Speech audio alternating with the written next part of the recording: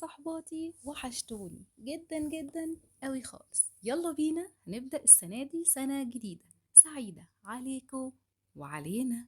هنبدأ مع بعض السنة دي شرح منهج Primary 4 من كتاب المعاصر.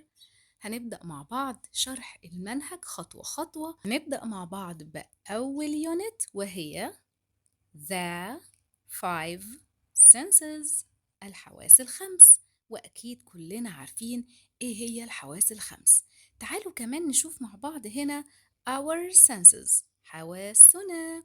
وأول حاسة عندنا وهي Taste، Taste التذوق.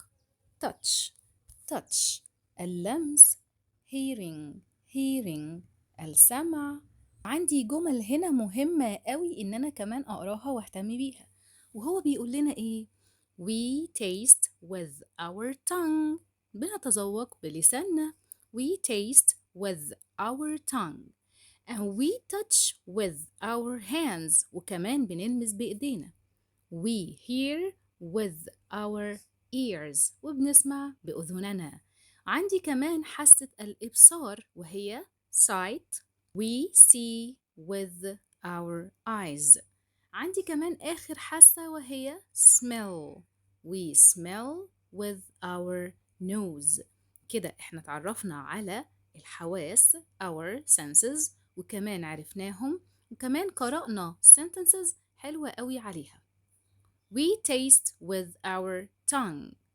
We touch with our hands. We hear with our ears. And we see with our eyes. We smell with our nose. هنلاقي عندنا هنا كلمات كمان نقدر نقراها ونحفظها عشان يبقى عندنا حصيلة كلمات حلوة جدا. كمان هفكركم إن الكلمات دي نقدر نسمعها مرة واتنين وتلاتة على قناة التليجرام. نقدر نسمعها في الفويس المسجل على قناتنا. حريق أو نار fire، fire دخان. smoke رائع amazing. أصوات بشرية voices. لسان tongue. لذيذ delicious. عندي كمان كلمات إضافية وبتقول طلاب students. جميل beautiful. حديقة المدرسة school garden. موسيقى music. ناعم soft. ملون colorful. أطفال children. غناء الطيور birds singing. فراشات butterflies. أشكال shapes. صلب أو خشن hard. حجرة الدراسة classroom. رائع excellent. عظيم great. ضخم huge. ضوضاء صاخبة loud noise. مواقف situations. عالم world. كمان عندي هنا بعد ما شفنا الكلمات الإضافية بتاعتنا هنبدأ نشوف مع بعض جداول تصريف الأفعال. يستخدم use used. يتذوق taste tasted. يلمس touch touched. يحاول try tried. يسمع hear heard. يجد find found. يغني sing sang. يفهم understand understood. بعد ما شفنا مع بعض الأفعال المهمة دي هنروح نتعرف مع بعض على أهم التعبيرات وحروف الجر الهامة. Important expressions and prepositions، تعبيرات وحروف جر هامة. يتعلم عن learn about. يبقى آمنا stay safe. يا له من يوم جميل what a beautiful day. يتحدث عن talk about. وكده احنا شفنا مع بعض أهم الكلمات اللي هنشوفها في الدرس بتاعنا. اتعرفنا كمان على كلمات إضافية. شفنا الأفعال اللي احنا هنقول عليها إنها very important، مهمة جدا. أصدقائي الأفعال دي هتساعدني كتير في تكوين الجمل وفي كتابة كمان الباراجراف. تعالوا يلا بينا هنوصل هنا لوقت البوب كويز. قال لي sight hearing taste and touch are our، يا ترى دول ايه؟ قال لي are our senses، حواسنا. Number 2 I ate food with my tongue بلساني. قال لي I taste بتذوق. 3 when I things I know if it's soft or hard. لو هعرف ان الحاجات دي ناعمة او خشنة يبقى انا بعمل ايه؟ قال لي touch. I can hear a loud in the street. A loud ايه؟ قال لي a loud noise. برافو علينا. Number 5 can I your red flower?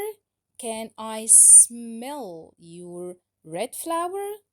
Our amazing senses help us stay safe.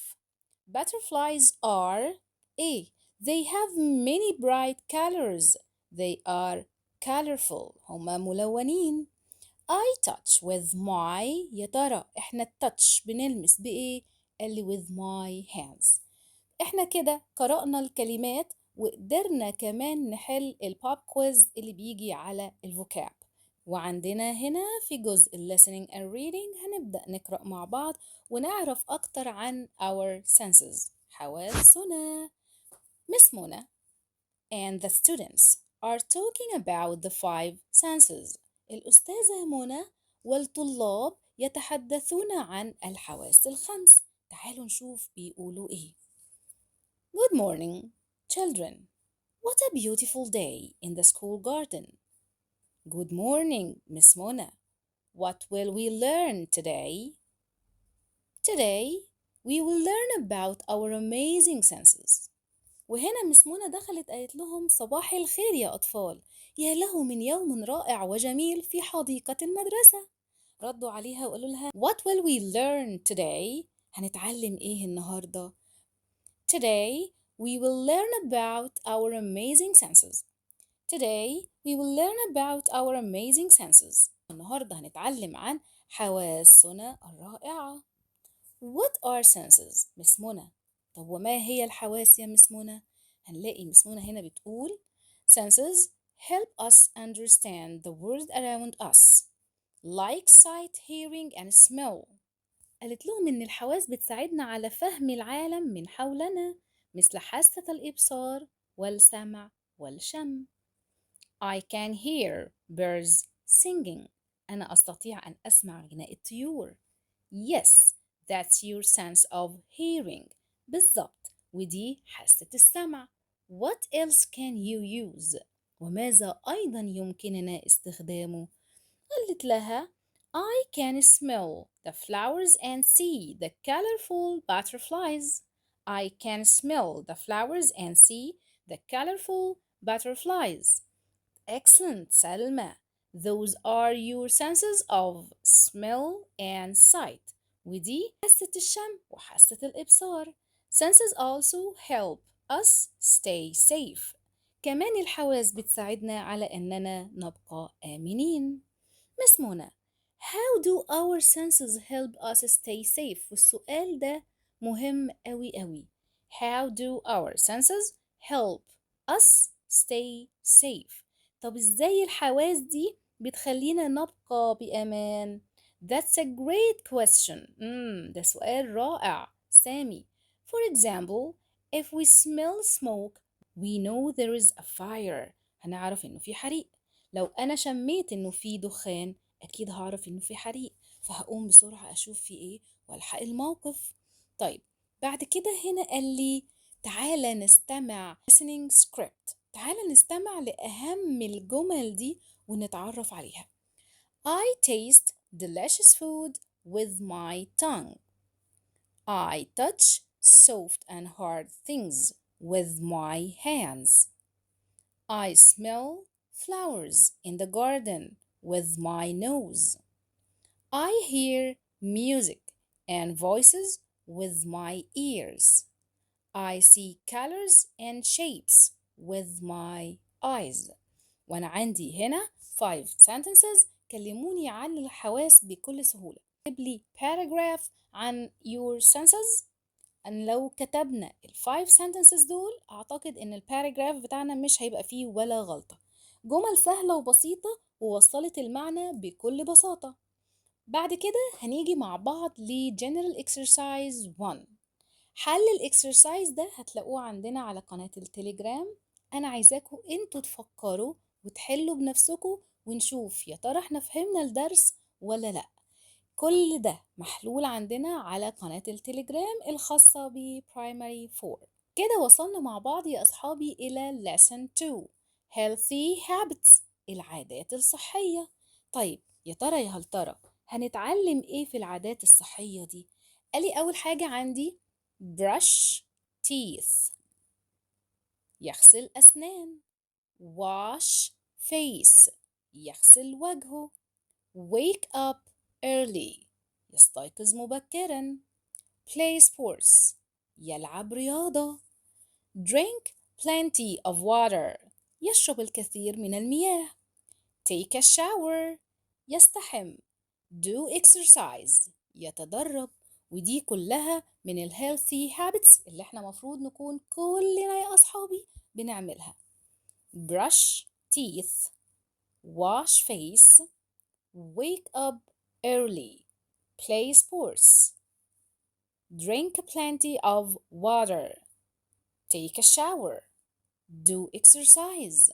ودي حاجات مهمة جدا جدا. الكلمات دي من أهم الكلمات اللي هتعدي علينا، لأننا لو حفظناها هنكتب paragraph about our healthy habits بكل سهولة. هنلاقي عندنا كمان وقت الفسحة break time طاقة energy، يقظ أو منتبه sharp. الكلمات الإضافية مهمة جدا جدا. قوي strong، عقل mind، طازج fresh، معا together. خبز مرة أخرى again، بسيط simple. خبز القمح brown bread أولا first. فيتامينات vitamins. حلوة sweets. ينام sleep. متأخرا late.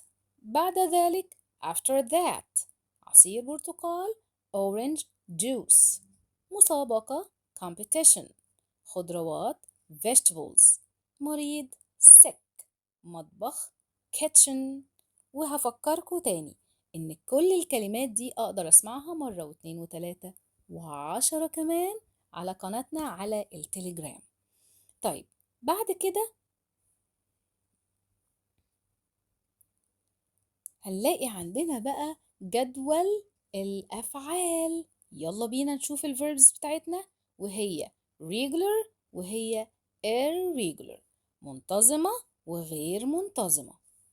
follow followed، wash washed، brush brushed، enjoy enjoyed، practice practiced، won يستيقظ wake up woke up، يشرب drink drank، يأخذ take took، يمد أو يعطي give gave، يزرع grow grew، ينام sleep slept.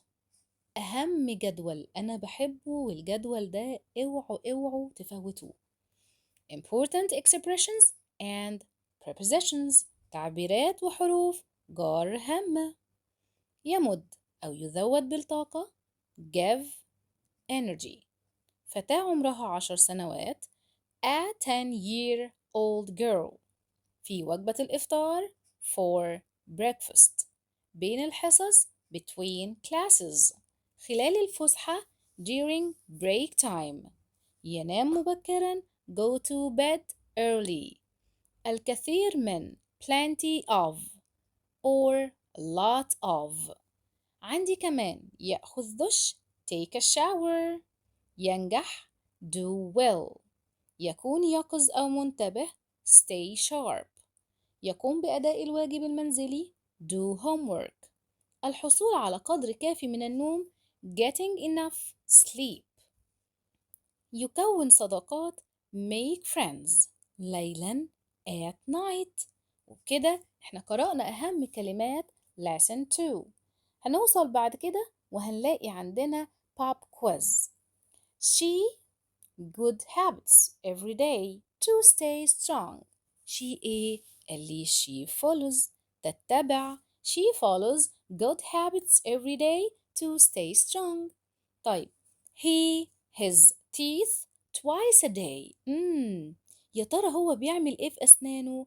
قال لي he brushes his teeth twice a day. healthy food give us. يا ترى الأكل الصحي بيدينا ايه؟ قال لي يا مس هيدينا energy طاقة. we play games during time at school. بنلعب ألعاب إمتى؟ قال لي يا مس هيكون في البريك تايم at school، وقت الاستراحة في المدرسة. Number 5 they fresh fruits and vegetables in the garden. بيعملوا ايه؟ قال لي fresh fruits and vegetables في الجاردن، يبقى هيعملوا فيها ايه؟ قال لي grow. برافو برافو. Number 6 getting enough sleep helps our mind stay. لما هنام كويس هيخلي المايند بتاعي ايه؟ sharp، دايما يقظ منتبه. 7 sleeping early, exercising and eating fresh vegetables are from my healthy habits. برافو. I do some A at the gym every day. في الجيم هنعمل ايه؟ قال لي exercises. 9 when you are healthy you A well at school. هتعمل ايه؟ قال لي you do well at school. هتبقى شاطر كويس جدا في المدرسة. Before going to A I listen to quiet music to sleep well. Before going to bed. أكيد لما نكون حابين ننام كل واحد عنده عادة صحية ممكن يكون بيعملها. أنا مثلا بحب أسمع القرآن. أكيد أكتر حاجة ممكن تهديني وتخليني أعرف أنام لو سمعت قرآن قبل النوم، هيهديك خالص ويخليك تعرف تنام. بعد كده هنوصل مع بعض ل listening and reading، الدرس بتاعنا. يلا يا أصحابي my healthy day. تعال نشوف اليوم الصحي بتاعنا بنعمل فيه إيه. ألي سارة is a healthy 10-year-old girl. سارة فتاة تبلغ من العمر 10 سنوات. بس سارة مالها؟ قال لي تعالوا بقى نتعرف هي بتعمل ايه، لأنها فتاة صحية. She follows good habits every day to stay strong and healthy. هي بتتبع كل العادات الجيدة كل يوم علشان تبقى قوية وصحية. In the morning, Sarah wakes up early at 6 a.m. في الصباح سارة بتستيقظ الساعة 6 صباحا. She brushes her teeth and washes her face. تغسل أسنانها وكمان وشها. Next, she does some simple exercise in the garden. تبدأ في الحديقة تعمل شوية التمارين الرياضية البسيطة. For breakfast, Sarah eats healthy food. وعلى الفطار سارة بتتناول أكل صحي. She drinks orange juice. تشرب عصير برتقال. And eats eggs and brown bread. كمان بتاكل بيض وعيش بني. These foods give her energy for the day. والأكل ده بيديها طاقة لليوم. At school. تعالوا بقى نشوف سارة بتعمل إيه في المدرسة. قال لي سارة drinks plenty of water between classes. سارة بتشرب الكثير من المياه بين الحصص. She plays sports with her friends during break time. وبتلعب رياضة مع أصدقائها أثناء وقت البريك الفسحة. In the afternoon, Sarah does her homework first. وفي المساء سارة بتعمل أول حاجة الواجب. After that, she helps her mother in the garden. بعد كده بتعمل إيه؟ اللي بتساعد مامتها في الجاردن في الحديقة. They grow fresh vegetables together. بيزرعوا مع بعض خضروات طازجة.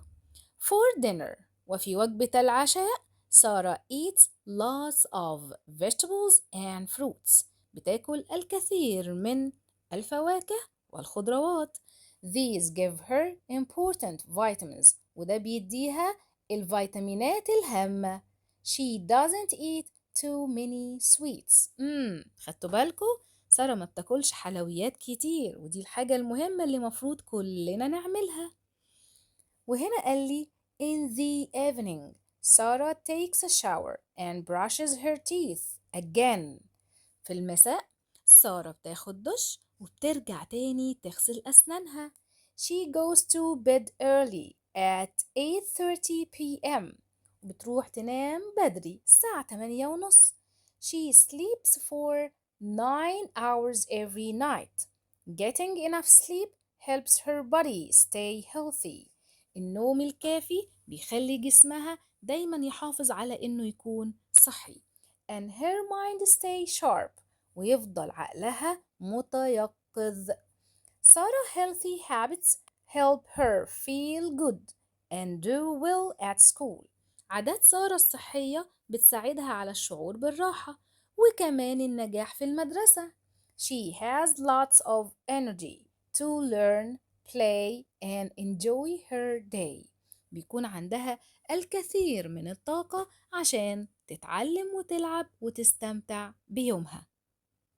أصحابي وصحباتي، إحنا قرأنا اللسن بتاعنا مع بعض، بس مطلوب منكم طلب صغنن قد كده. ممكن نوقف حالا الفيديو ونقرأ اللسن بتاعنا لوحدنا واحدة واحدة. بما إننا حافظين الكلمات هنقدر نفهم اللسن بتاعنا من غير ما نبص على الترجمة اللي تحت. أنا هقرأه معاكم دلوقتي من غير الترجمة خالص، وتحاولوا تفهموه معايا وكمان تحاولوا تقرأوه لوحدكم لأن ده مهم جدا جدا. Sarah is a healthy 10-year-old girl. She follows good habits every day to stay strong and healthy. In the morning, Sarah wakes up early at 6 a.m. She brushes her teeth and washes her face. Next, she does some simple exercise in the garden. For breakfast, Sarah eats healthy food. She drinks orange juice and eats eggs and brown bread. These foods give her energy for the day. At school, Sarah drinks plenty of water between classes. She plays sports with her friends during break time. In the afternoon, Sarah does her homework first. After that, she helps her mother in the garden. They grow fresh vegetables together. For dinner, Sarah eats lots of vegetables and fruits. These give her important vitamins. She doesn't eat too many sweets. In the evening, Sarah takes a shower and brushes her teeth. Again, she goes to bed early at 8:30 p.m. She sleeps for 9 hours every night. Getting enough sleep helps her body stay healthy and her mind stay sharp.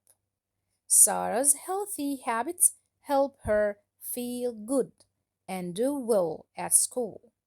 She has lots of energy to learn, play, and enjoy her day. وبكده احنا قرأنا الباسج بتاعتنا أكتر من مرة علشان نفهمها كويس جدا. على طول هنوصل مع بعض إلى present simple. لو أخدنا بالنا هنلاقي إن اللسن بتاعنا كله قال لي Sarah takes, brushes, she goes, sleeps، وعندي أفعال كتير. تعال نشوف present simple اللي احنا درسناه السنة اللي فاتت في primary 3 ونفتكره تاني مع بعض. قال لي present simple المضارع البسيط بستخدمه to talk about daily habits and routines. يعني لو أنا عايز أتكلم عن العادات اليومية والروتين اليومي بتاعي قال لي لازم هستخدم present simple. طيب هنعمل إيه؟ قال لي أنا عندي هنا التكوين بتاعي الفورميشن بيكون إزاي؟ قال لي يلا بينا تعالوا لما أقول لكم I, you, we, they، وهيجي معاهم التصريف الأول للفيرب، وده احنا بنقول عليه مصدر الفعل اللي احنا بنسميه بالإنجليش infinitive. وبنرمز لها بالثلاث حروف دول. infinitive اللي هو مصدر. طب حلو جدا، يعني التصريف الأول للفعل ده هو المصدر؟ قال لي أيوة. اللي هو إيه؟ قال لي ده basic form of the verb، ده شكل الفعل بتاعي الأساسي بدون أي إضافات. بعد كده هجيب باقي الجملة بتاعتي. يعني أنا ممكن أقول children play in the park. قال لي طبعا. طب ما هو هنا ده مش I ولا we ولا they ولا you. قال لي بس ده plural noun، اسم جمع. plural noun اسم جمع. يبقى أنا كده عرفت إنه ال I وال they وال we وال you ومعاهم كمان ال plural noun الاسم الجمع. ركزوا، كل دول قال لي هيجي معاهم المصدر الفعل بتاعي بدون إضافات. I, they, we, you الفعل بدون إضافات. I, they, we, you الverb بدون إضافات. I, they, we, you infinitive. يعني إيه infinitive؟ قال لي the basic form of the verb الشكل الأساسي للفعل. أنا عايز الverb بتاعي بدون أي إضافات زي ما هو كده، وهجيب باقي الجملة بتاعتي. طيب نيجي لتاني حاجة، إيه هي؟ قال لي الهي والشي والإت والسينجلر ناون. قال لي الهي والشي والإت والسينجلر ناون بيحبوا الإس. إيه ده؟ قال لي أيوة، دول أصحاب الإس بيحبوها. كل ما يقعدوا كده يقولوا إيه ده يا إس يا إس، تعالي أنت حبيبتنا تعالي جنبنا. طب يعني هنعمل إيه؟ قال لي أنا هجيب التصريف الأول للفعل اللي أنا قلت عليه فوق infinitive، وهضيف له يا إما اس يا إما اي اس يا إما اي اي اس.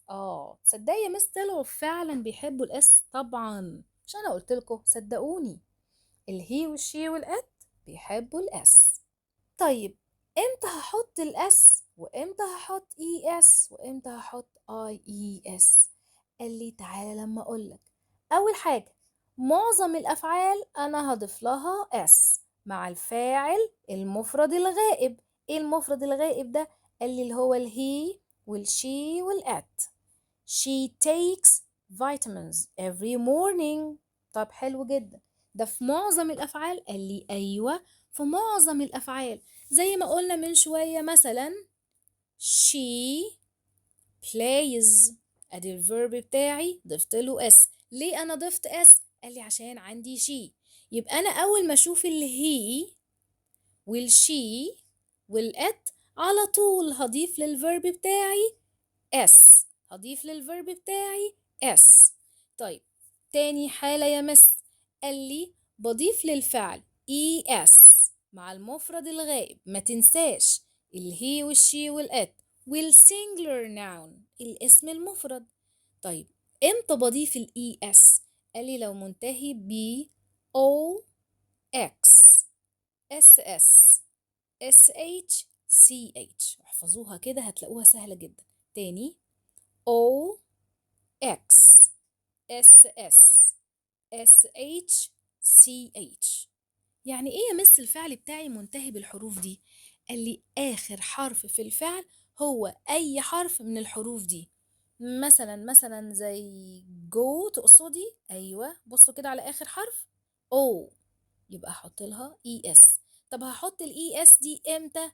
قال لي لما يكون الفاعل بتاعي he she it أو singular noun اسم مفرد. عندي كمان verb زي mix cross wash watch. بصوا كده mix آخره x، ده من الحروف اللي احنا قلنا عليها. cross آخره ss، أيوة برضو من الحروف اللي احنا قلنا عليها. wash آخره SH، watch آخرها CH. كل الكلمات دي أو كل الفيربس دي أنا هحط لها ES مع مين؟ مع الهي والشي والإت والسينجلر ناون. إيه هو السينجلر ناون؟ سارة، زي ما شفنا فوق في القطعة بتاعتنا كانت سارة ده اسم مفرد، فقال لي سارة takes brushes sleeps helps. كل دي أفعال أهي متضاف لها اس أو اي اس مع مين؟ قال لي مع المفرد الغائب he أو she أو it. طيب تعالوا بينا نوصل مع بعض للرول نمبر 3 وهي قال لي يضاف للفعل ies مع الفاعل المفرد الغائب الهي والشي والات في أنهي حالة؟ قال لي لو كان الفيرب بتاعي بينتهي بواي وقبل الواي كان في حرف ساكن carry. قال لي شيل الواي وحط ies فهتبقى carries. طب لو الفيرب بتاعي كان بينتهي بواي وقبل الواي في vowel قال لي هنسيبها زي ما هي وهنحط s يبقى أنا هضيف ies مع الهي والشي والات والسنجلر ناون في حالة لو كان الفعل بتاعي ends with y after a consonant letter هنشيل الواي ونحط ies لو كان الفعل بتاعي بينتهي بواي بعد حرف ساكن.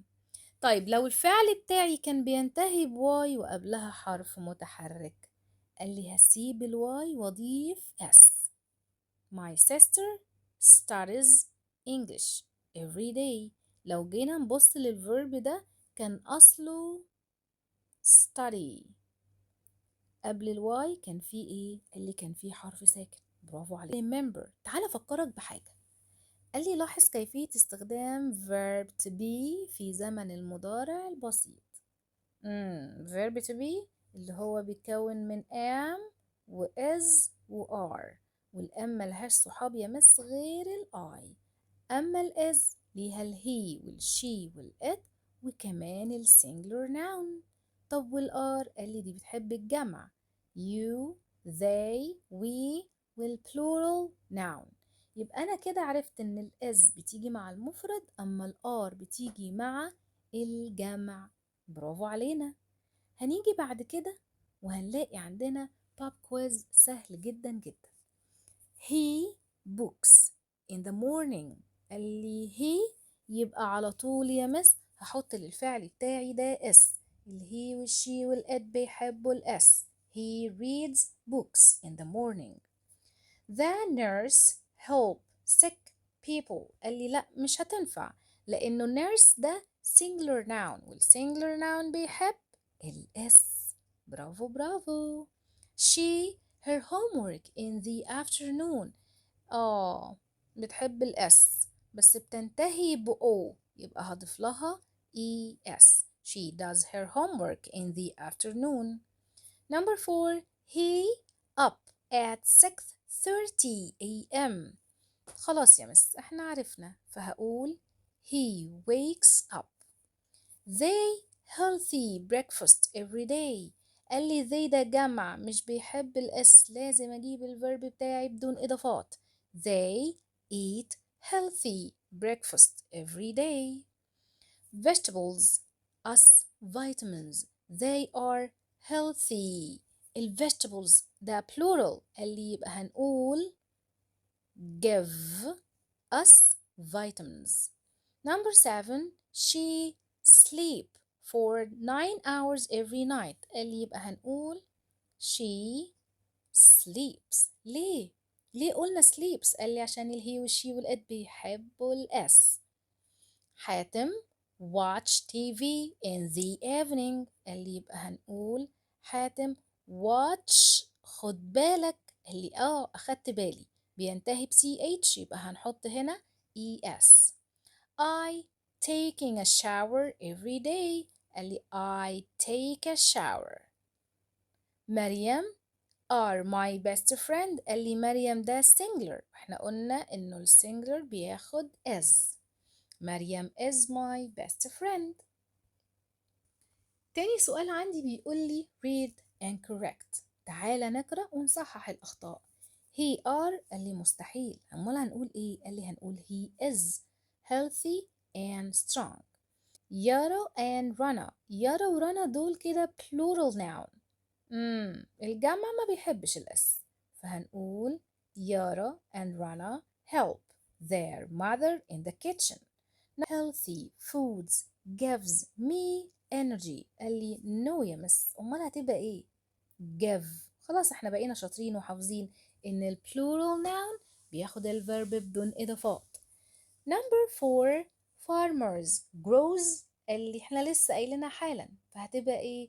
اللي هتبقى grow. Number 5 she go to school by bus اللي she goes. ليه حطينا es؟ لأن الverb بتاعي بينتهي ب o. نيجي بعد كده قال لي يلا choose the correct answer. My brother tennis on weekends اللي هنختار plays. They their cars every day اللي they wash. Number 3 the girls their mother every day ده جمع اللي help. Number 4 ليلى plenty of water every morning ليلى اللي drinks. ليه؟ عشان ليلى مفرد والمفرد بيحب، شطورين، بيحب الاس. برافو برافو. I early every night I sleep early every night. وبكده نكون حلينا الاكسرسايز والبوب كويز بتاعنا بكل سهولة. هنوصل مع بعض ل General Exercise 2. كل حل الجنرال اكسرسايز ده هتلاقوه على قناة التليجرام، تقدروا تحلوا وتروحوا تصححوا وتتأكدوا من هناك. وصلنا مع بعض ل Story Time. جحا's Great Meal. وجبة جحا. تعالوا نشوف ايه اللي حصل مع جحا. تعالوا الأول نقرأ الكلمات بتاعتنا ونتعرف عليها. قال لي عملات معدنية coins. مالك owner. صوت رنين خفيف jingling sound. حساء أو شوربة soup. لذيذ yummy. طماع أو جشع greedy. رائحة أو يشم smell. مطعم restaurant. نفس عميق deep breath. بعد كده عندي هنا الكلمات الإضافية. السوق market. جائع hungry. نافذة window. الدرس المستفاد lesson. جيب pocket. وجبة meal. خفيف light. بالخارج outside. رائع wonderful. شخصيات characters. فجأة suddenly. بطريقة بارعة cleverly. رد أو إجابة response answer. ماهر أو ذكي clever. يلا بينا يلا بينا نروح نبص على الأفعال بتاعتنا. يدعو invite invited. يعتقد believe believed. يشارك share shared. يعرض offer offered. يشتري buy bought. يقول say said. يدفع ثمن pay for paid for. يهز أو يهتز shake shook. وبكده تعرفنا على الأفعال. هنوصل مع بعض ل important expressions and prepositions. منبهر بي impressed by. مجانا for free. يأتي من come from. يخرج من take out from. يدخل come inside. يأخذ نفس عميق take a deep breath. يتجول في walk through. يضحك على laugh at. يتشارك مع share with. مذاقه ألذ taste better. يحل المشكلة solve the problem. بعد كده في جزء listening and reading ونبدأ نشوف the story elements are عناصر القصة. بما إننا هنقرأ ستوري حلوة كده عن جحا، فقال لي طيب ممكن أعرفكم على عناصر القصة. أول حاجة عندي characters الأشخاص. قال لي the people and animals in a story دي الأشخاص والحيوانات اللي موجودة في القصة. setting the time and place of a story اللي ده زمان ومكان القصة. بعد كده عندي البلوت الحبكة، ودي هنلاقي فيها beginning problem middle وكمان عندي الكلايمكس والending. طب يعني ايه؟ قال لي beginning meet the people, know the place. مقابلة الأشخاص والتعرف على المكان، دي أول حاجة في القصة.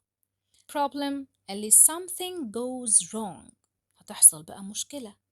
middle قال لي the character tries to solve it، الأشخاص أو الشخص هيبدأ بقى يحل، ونشوف هيحلوها إزاي. الكلايمكس قال لي the most exciting part، اللي احنا كلنا بنقعد نقول اهو اهو بص وراك هتلاقيه المجرم اهو، بص هنا امشي هنا لا ما تروحش، ودي اسمها الكلايمكس، ذروة الأحداث، الجزء الأكثر تشويقا في القصة. وهنيجي نلاقي عندي آخر حاجة وهي ending. The problem is solved. القصة اتحلت، المشكلة اتحلت. عندي هنا بقى الستوري بتاعتي، قال لي the characters of the story جحا the main character ودي الشخصية الأساسية، the owner of the restaurant وده صاحب المطعم. طيب the setting of the story، فين التايم والبليس؟ قال لي in the morning، البليس outside the restaurant. تعالوا نشوف مع بعض القصة بتاعتنا بتقول ايه. جحا's great meal، the beginning. One morning Goha was walking through the market. He was very hungry but didn't have enough money to buy food. في أحد الأيام في الصباح جحا كان بيتمشى في السوق وكان جعان جدا، بس للأسف ما كانش معاه مال كفاية عشان يشتري الطعام. Suddenly فجأة إيه اللي حصل؟ He smelled something wonderful، شم حاجة كده رائحتها لذيذة. The yummy smell was coming from a restaurant، والريحة اللذيذة الحلوة دي جاية من شباك مطعم. Goha stopped وقف and sat outside the restaurant، وقف وجلس أمام المطعم. He closed his eyes and took a deep breath. غمض عينه كده وأخد نفس عميق. Oh, he said, this wonderful smell makes me feel less hungry. الريحة الرائعة دي تجعلني أشعر بجوع أقل. وقعد بقى يشمها يقول واو، ويشم الريحة، الله إيه الريحة الحلوة دي، أنا جوعت. ده middle. تعالوا نشوف بقى هنا في الستوري وصلنا لإيه. قال لي the restaurant owner saw جحا and asked what are you doing؟ قال له بتعمل إيه هنا؟ جحا said قال له I'm enjoying the smell of your delicious soup. أنا بستمتع بريحة الشوربة بتاعتك اللذيذة. The owner was greedy، كان راجل طماع. He said, you can't smell the soup for free. You must pay for it. إيه ده؟ إزاي يعني؟ قال له أنت ما تقدرش تشم الشوربة بتاعتي كده ببلاش، أنت لازم تدفع. جحا thought for a moment، فكر كده للحظة. Then he took out a few coins from his pocket، وأخد شوية coins كده عملات معدنية من جيبه. He shook them in his hand، وبدأ يهزها كده جوه في إيده. And they made a jingling sound، وبدأوا يعملوا صوت رنة خفيفة كده. Here said جحا، قال له ها هي. If you want money for the smell of your soup, then you can take the sound of my coins. لو أنت عاوز مقابل رائحة الحساء بتاعتك، إذن يمكنك أن تأخذ صوت نقودي. أنت عاوزني أدفع علشان بشم الأكل بتاعك؟ طيب اتفضل اسمع كده صوت النقود بتاعتي، أنا كده حسبتك. إيه الجحا الذكي ده؟ بس إحنا كده في مشكلة، طب إيه اللي هيحصل؟ The owner laughed at Goha's clever answer. ها ها ها ها ها. الأونر بيضحك. Come inside. تعال ادخل. He said. Let's share the soup. تعال نتشارك مع بعض الشوربة دي. Good food tastes better when shared with others. الطعام بيكون ألذ لما بنتشاركه مع الآخرين. الستوري بتاعتنا لطيفة ولذيذة جدا جدا، بس مطلوب منكم يا أصحابي ومطلوب منكم يا صحباتي إن احنا نقرأها مرة لوحدنا. هنيجي هنلاقي عندنا هنا short and long vowels. وأهم حاجة ومن الدروس الحلوة جدا دروس الفونكس عندنا في المنهج، قال لي أنا عندي هنا the short vowel O makes the sound like the word pot, hot, pot, hot. The short vowel A makes the sound cat, hat, rat, cat, hat, rat. The short vowel E makes the sound like the word pen, pen, pen. The long vowels. تعالوا نسمع مع بعض long vowels. قال لي the long vowel E makes the sound E. Feed, heat, bean. One more time. feed, heat, bean. وهنا أنا شفت أكتر من شكل لللونج فاول E. شفت الإي إي وعرفت إن أنا هنطقها إي، وشفت الإي A وعرفت إن أنا هنطقها إي. نيجي بعد كده وهنلاقي عندي the long vowel A makes the sound A. وهنا جايب لي ال A with the magic E. pull, ate, plate, plate.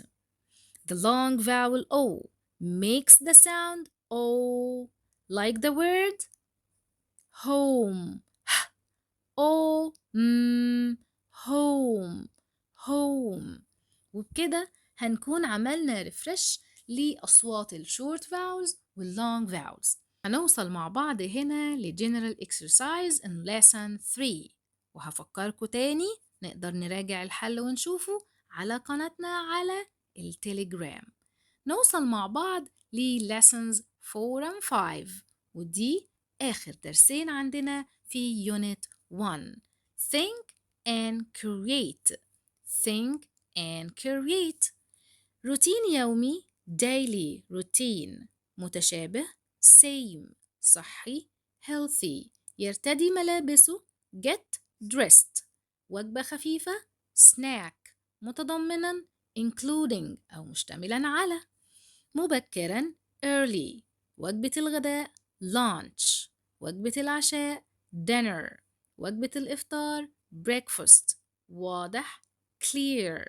عناوين headings. فترة الاستراحة break time. يحتوي على أو متضمنا including.